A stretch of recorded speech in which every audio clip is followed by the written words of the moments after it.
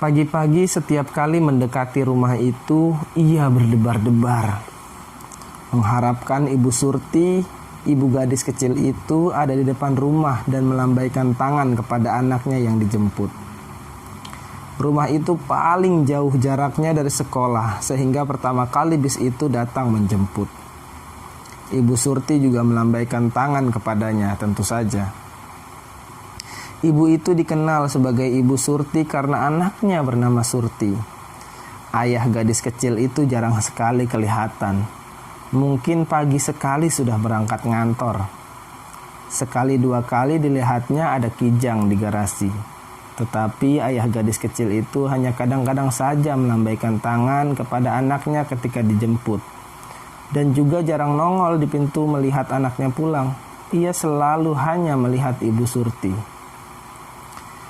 Ia selalu berdebar setiap kali Ibu Surti melambaikan tangan dan tentu saja tersenyum sambil menyerukan, "Dadah." Ia tidak tahu kenapa jantungnya selalu berdebar. Apalagi kalau Ibu Surti sekali sebulan memberikan sekedar uang persen kepadanya. Dari jendela depan pintu bis perempuan itu mengulurkan lembaran uang. Kadang-kadang tangannya tersentuh sambil mengucapkan, "Terima kasih ya Pak Supir, titip anak saya ya." Ia jadi sayang kepada Surti. Ia merasa bahagia bisa menjadi supir bis yang menjemput gadis kecil itu. Malam hari menjelang tidur, ia suka membayangkan malam-malam di desanya dulu, di musim kemarau ketika langit bersih dan suasana seperti lagu Yen ing tawang ono lintang cah ayu. Waktu itu ia suka menyusuri galengan sawah menuju ke rumah gadis yang sekarang menjadi istrinya dan telah memberinya 3 orang anak yang lucu-lucu. Ia pun heran kenapa sejak beberapa bulan ini wajah anak gadisnya yang paling kecil mengingatkannya kepada Surti. Ia suka tersadar dari mimpinya ketika seperti didengarnya suara, "Terima kasih ya Pak Supir." Ia tidak pernah merasa capek jadi supir bis.